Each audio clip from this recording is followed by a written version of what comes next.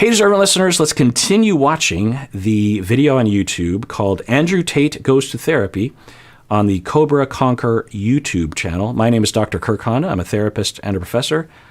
Let's see what happens and see what comes flying out of my face as I watch. Want to give your sons more quality time than you had with your father? I'll give them the exact same amount as he gave me. Will you? But if I'm happy with Would you not want to give them more? I may want to. You wanted more. I didn't say I wanted more. Oh. That's smart. I didn't say I wanted more. You didn't? Yeah, no. You must have. No, I'm saying that. Boy wants time with his daddy. How can, I mean, it has to be true. Yeah, so they've been talking for a long time about various different things. Most of it was just Andrew Tate resorting to his defensive structure that he's perfect and everything's fine and bragging. But David just caught him on the possibility that Andrew Tate did lament not getting more attention from his dad because of things that he talked about regarding his dad. And Andrew Tate is defending, oh, you're being tricky with that. And so let's see how the rest of this goes. More? I may want to. You wanted more. I didn't say I wanted more. Oh. I didn't even notice it the first time.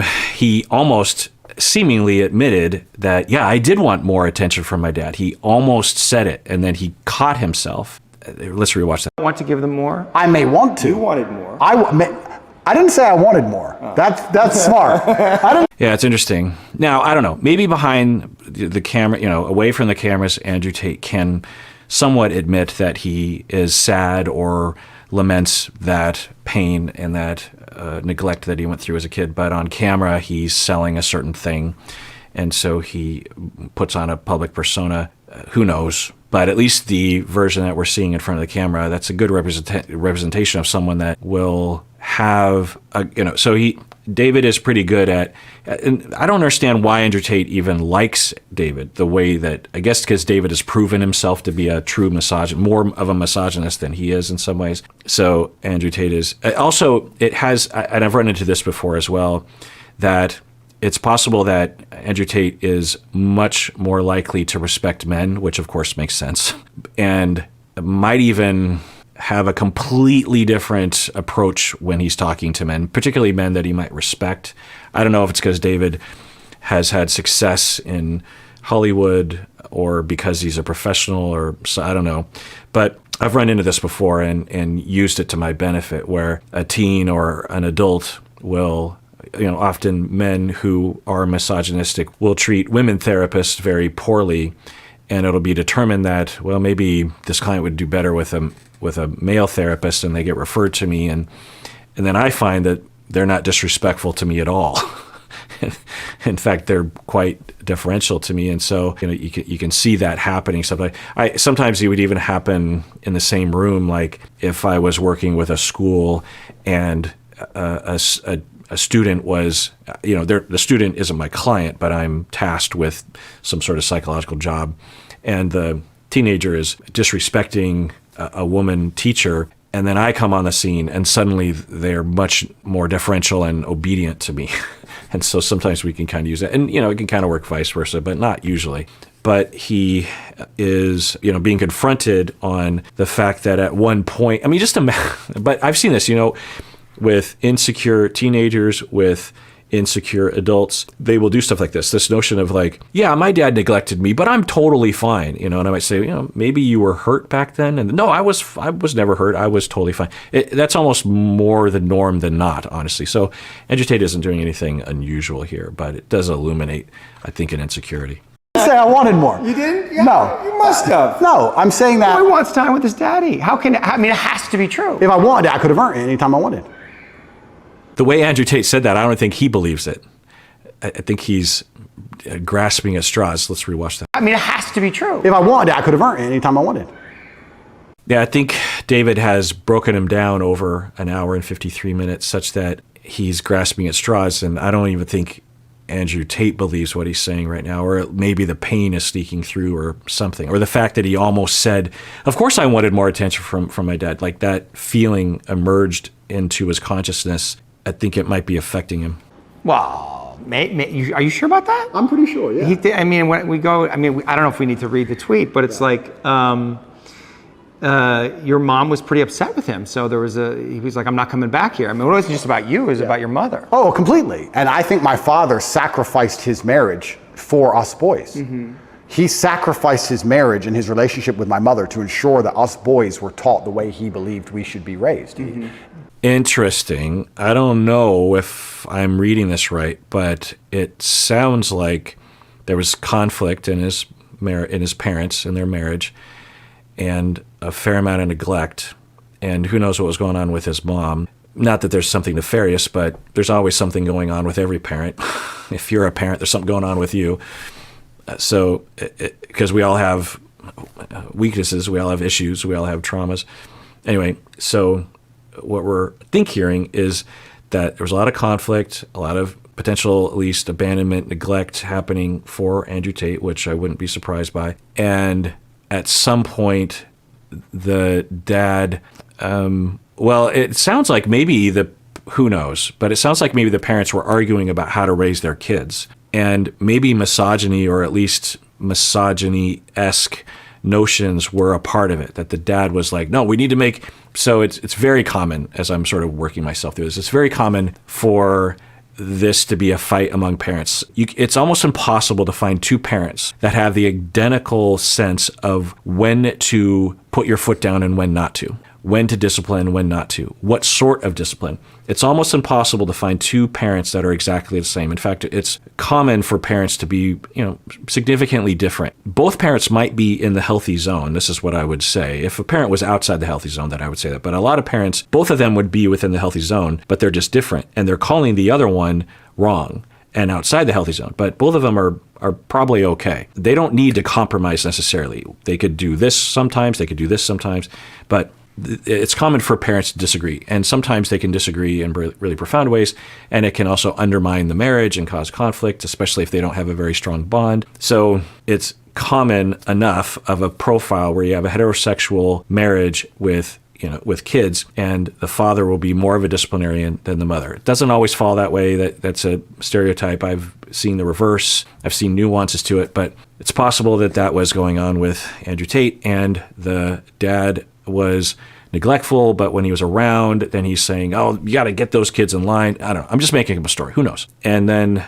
at some point, the father, maybe throughout Andrew Tate. So if this is true, which I have no idea, it's possible that Andrew Tate is looking at his parents and wanting them to get along, and he desperately wants a relationship with both.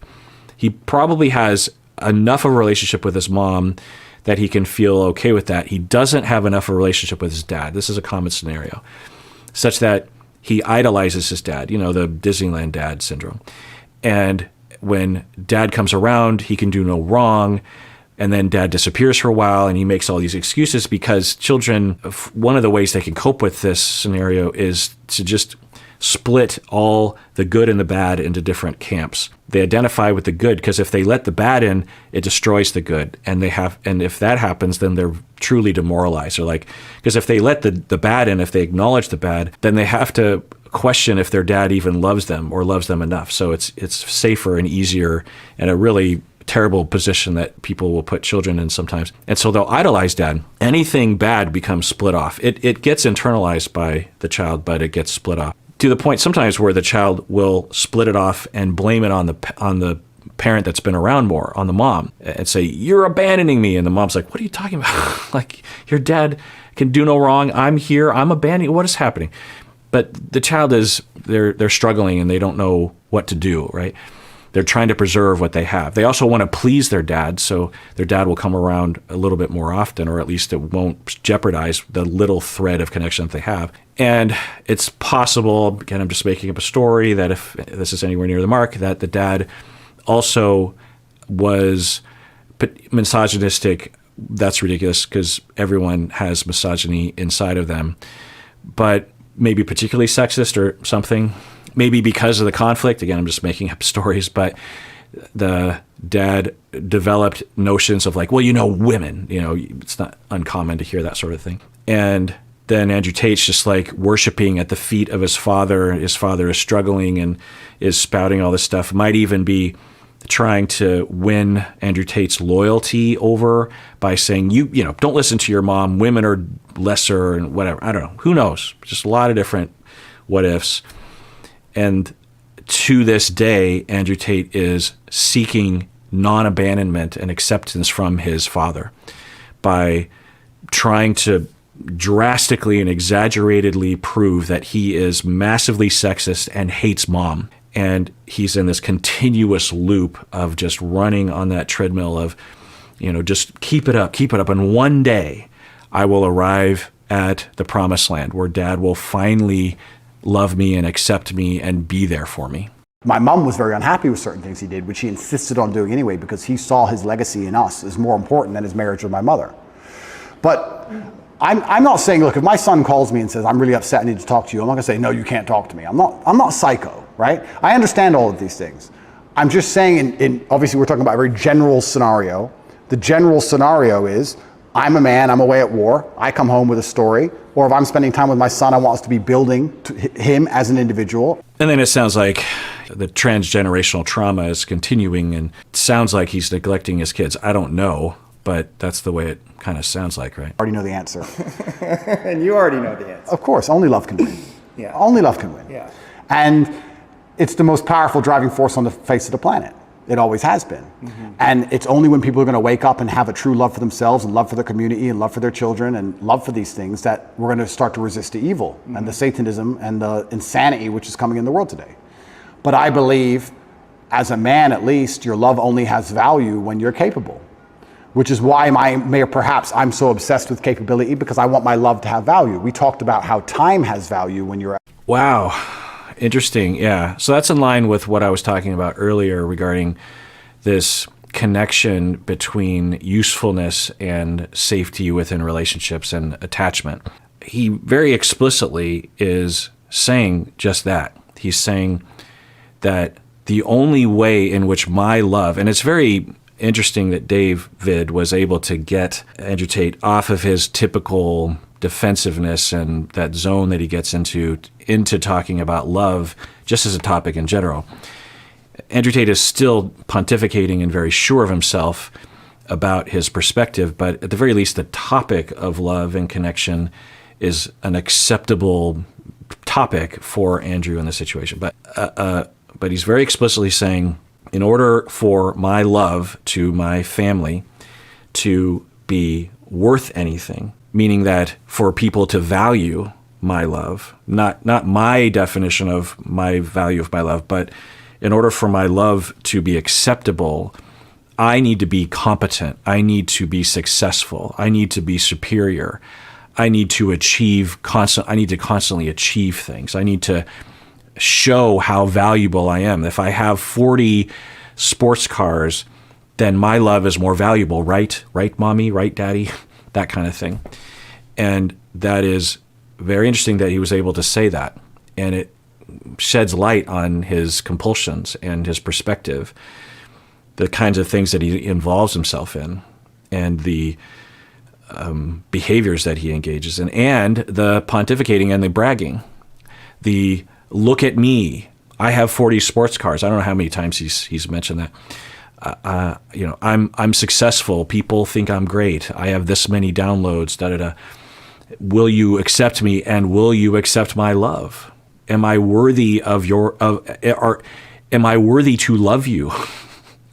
is something that I've treated people for before, that I will provide corrective experiences around, and awareness that their love is worthy in and of itself. They could be the most unsuccessful person on the planet, and their love is still valuable. In fact, to be successful and to be obsessed about one's success interferes with your ability to love. Because they're kind of in the zone where they're still talking about parenting. And I think what he's saying is, in order for my love to have worth to my, I think it's former spouses and to my kids. He keeps referring to how he has multiple sons. It sounds like some of them are quite young. In order for my love to have value, I need to be successful. That's what my dad taught me, is what he's saying. That's how my dad lived, which is also interesting because you can imagine a young Andrew Tate being neglected by his father, who works all the time, or at least that's the perception. That's the excuse that the dad has, or whatever. Maybe the dad did work a lot. And Andrew Tate is like, okay, if I look at it one way, he doesn't really love me, and I'm not worthy of love. Those two things are two of the most painful things to a child to conclude. Or I can believe that his love is even more valuable because he works. Yeah, that's what I'll tell myself. His love has more value because my dad actually is successful, because he has a lot of different irons in the fire and a lot of people wanting his attention. And so he can only have that if he's very successful and he starts spreading it around. Then when he does love me or pay attention to me, it's so much more valuable because of that, because it's coveted by so many people. So many people want that and need it. And if my dad was just around all the time, it would just be frivolous. You know, I'm going to tell myself that. And he might have even contrasted with, why am I obsessed with my dad when my mom's always around, or at least around more? Maybe it's because dad works a lot, and that's why. You could see someone coming to that conclusion. So yeah, I think it's really interesting that David was able to get him there. This happened a while back in August, actually. So I don't know what's happened since. Maybe he's even back in prison. I don't even know. But I wonder what'll happen. I think there's a possibility that with more conversations like this, Andrew Tate seems to want to have David in his life. So with more conversations, it's possible that Andrew Tate will start to be a little bit more healthy, and thus might actually start to preach that healthiness to his followers, which would be interesting. I can't imagine that he would completely diverge from, or diverge enough from his misogynistic teachings, but maybe there's a silver lining there somewhere. I don't know. At a certain echelon. I would also argue that love has value in a certain echelon. If I'm in love with a girl, she can get a lot more from that love than if a Joe Schmo's in love with her, right? So my love has value because I have value. Right. And so by contrast, what he is very much saying is, if I didn't strive and achieve and gain these markers of success, then I'm nothing. My love is nothing. That's what he's saying. Verbatim, what he's saying is, I'm great and other guys are not. And my love is great and other guys' love is not. But more fundamentally, what he's saying is, if I didn't push myself to achieve, and if I wasn't a workaholic, and he's basically been saying that he's compulsively interested in work and achievement. And he frames it like it's the way men should be, but it also sounds like he's not fully on board, like he doesn't want to work all the time, because he'll follow it up with, because people depend on me. But he's saying, if I didn't achieve that, my love would be worthless. That's exactly what he's saying, which I think might be at the foundation of everything that we see, or at least a lot of it. It's interesting, yeah, because So here, you want me to tell you what I noticed? Sure. It is hard for you to stay present. Yeah. Right? Like you come present, and then you go to a thought, you go to an idea, and you talk, and it's very Okay, this is interesting. So he's using a very common therapeutic technique as well. It's usually housed within humanistic or experiential, and he is trying to bring him into the here and now, both to help him know himself instead of going into an intellectual place, but also, I think, to be able to sit with the anxiety of being close to somebody and absorb the safety and the corrective experience, such that it'll help him to be more vulnerable in the future. I think that's what he's doing. persuasive. Yeah. And you're asserting your worldview, your frame of reality, which, but like sometimes like I lose you there. Yeah. Like I'm like, where are you? Like there's words, but I can't feel you entirely. I understand. You know what I mean? And I want to like feel you more. Yeah. I'm having a hard time praising him given what he was saying earlier. That was so extremely misogynistic. He was saying that women can't be logical. He was just laughing about that. Andrew Tate even said, well, don't be that misogynistic. So I'm having a hard time with that, but this is an example of very good therapy. I don't usually see that on TV shows or on YouTube, or at least what I would consider to be my style or something. I don't do this all the time, but I have done this before, and it can be very helpful. I do versions of this all the time, but this is a specific way of doing it. And I think he's delivering it pretty well. He is convincing. He's not coming across critical. He's coming across as inviting, and he has a close enough relationship. He has good enough rapport with Andrew Tate that he's able to listen to him. And if I saw this as a supervisor, I would say this was an excellent first session, aside from the misogynistic thing that David was saying. Of course, we'd have a long talk about that. But the entirety of the session is a very good early session with someone that is struggling with what seems to be a lot of trauma resulting in a defensive structure of superiority and lack and denying of one's needs and emotions, an intellectual defense. And this is a pretty powerful way to kind of wrap it up. Let's see how Andrew Tate responds. I understand. You know what I mean? I understand. But I don't think... But just stay with that. Just stay in that. Like, don't let your mind go. Just stay in the feeling. Yeah, don't go off with the thought. So what am I feeling right now? But just stay with me. Okay. Just stay with me and be present in the experience with no words and see what happens. Yeah, it's really excellent work. If I didn't hear him say the misogynistic thing earlier, I might actually show this clip in a class or something as a way of demonstrating how to do this. You don't want to do exactly this as a therapist, because then you're just doing a technique or a script. But the vibe, the emphasis, the noticing, it's very adeptly done. I think David has a talent for this, because I train a lot of therapists, and not everyone, it's something you can learn, but it typically means that someone had talent. Not that they could have been a therapist regardless of training, but they're perceptive and trust their instincts or use their instincts in good ways. Anyway, so I'll rewind it, but he is able to get Andrew Tate out, because Andrew Tate was about to pontificate. He looked up and he's like, well, actually, and then he reeled him in, and then Andrew Tate was saying, okay, what am I feeling? And that, in Andrew Tate's world, is going along with what David is saying, but David also astutely said, no, stay with me right here, because even talking about his feelings would probably cause him to go into an intellectual, explainy mode. It would be less intellectual. It'd be at least intellectual about his emotions, but it would still be intellectual. And so he still, let's rewatch that. Just stay in the feeling. Yeah, don't go off with the thought. So what am I feeling right now? But just stay with me. Okay. Just stay with me and be present in the experience with no words and see what happens. Sure. Like, something will change in how we relate to each other. Something will soften. Like, if you let yourself soften and just be with me. Yeah. Right? Which is kind of a weird experience for two men to have. Yep. Right? But it's actually what children long for with their father. It's actually what we long for, is deeper levels of connection. Yes. Which is like, It's pretty amazing that Andrew Tate is even agreeing with this. It's astonishing.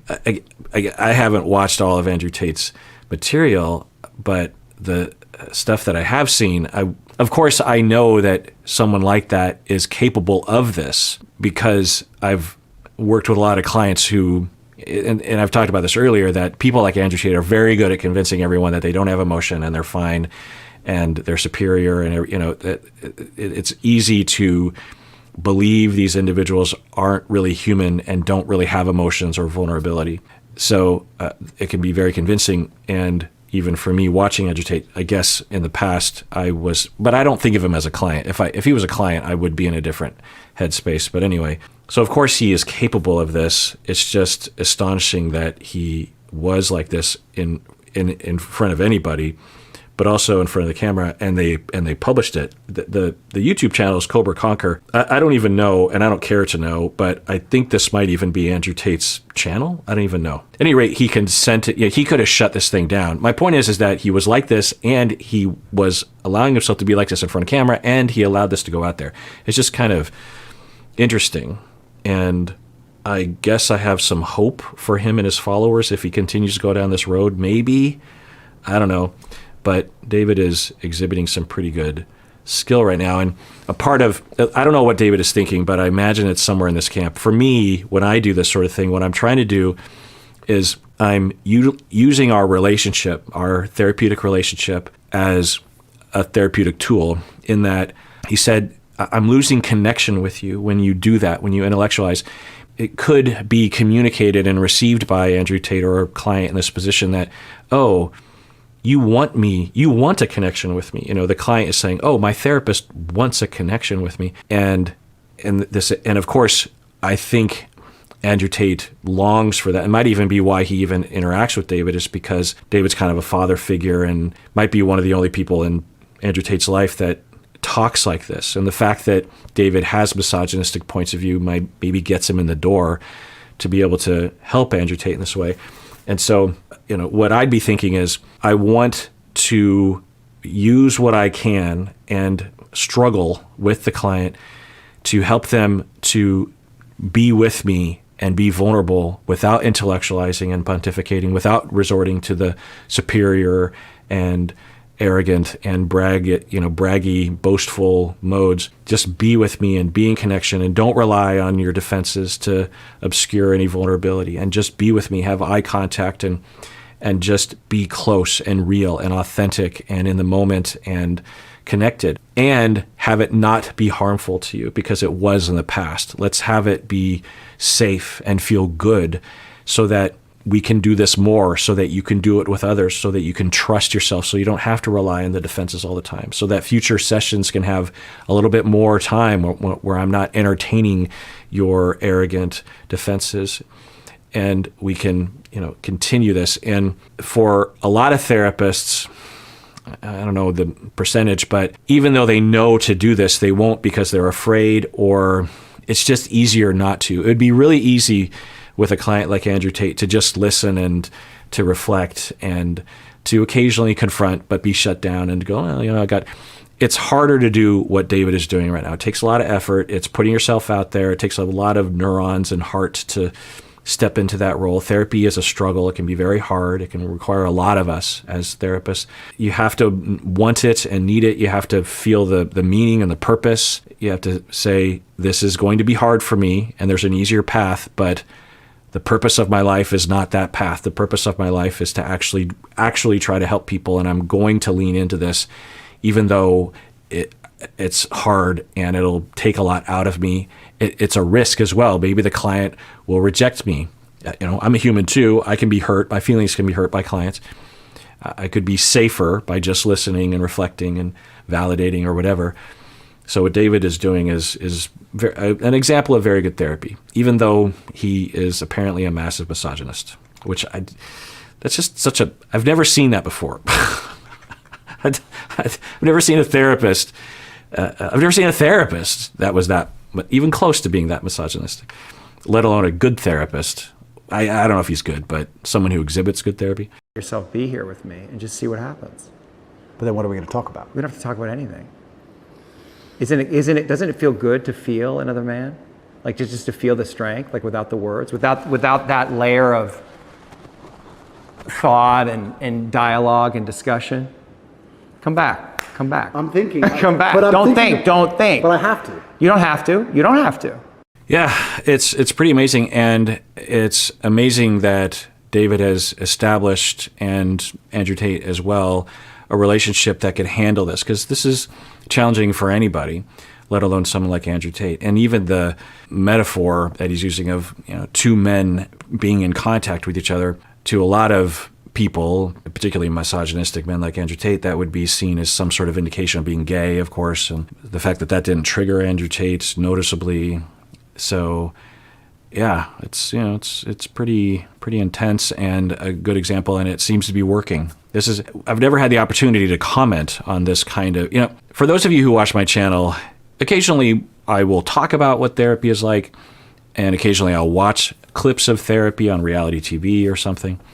And by the way, I am planning on watching Showtime Couples Therapy. A lot of YouTube members were asking me to watch that, and I've been dying to watch it, so I'm looking forward to that. That'll be for members only, I think. But you might have seen me react to a lot of therapy and occasionally go, oh, like with couples therapy on Showtime, I was able to talk about things that I am never able to talk about in other kinds of content reaction videos.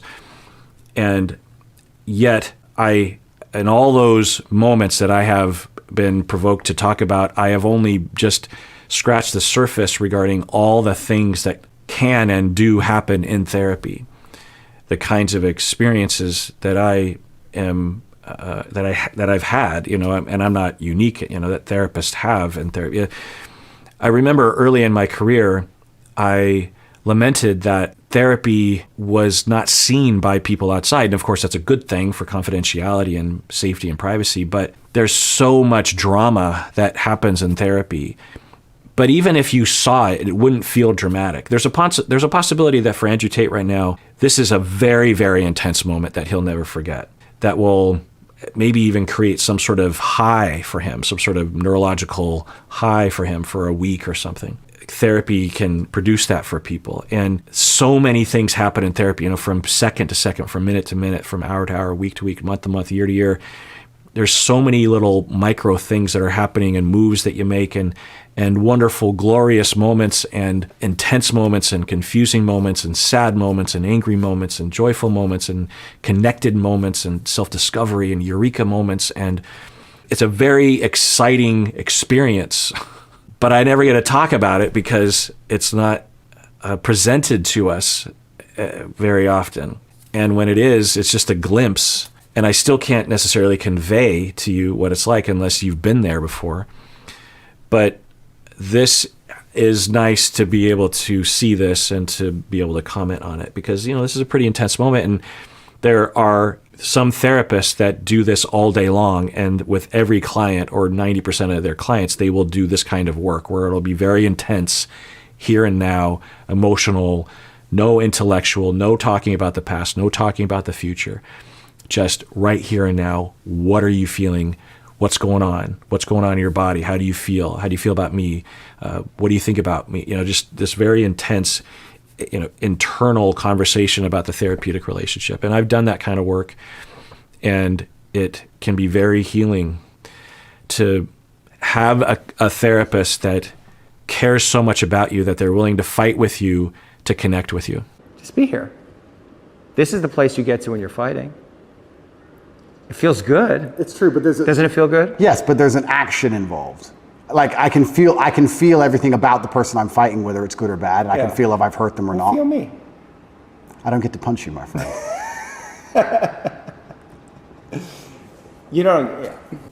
If I had a session with a client like Andrew Tate and it ended this way, I would consider it to be a huge success. Even the reaching out of the handshake, that physical connection. I've had moments like that.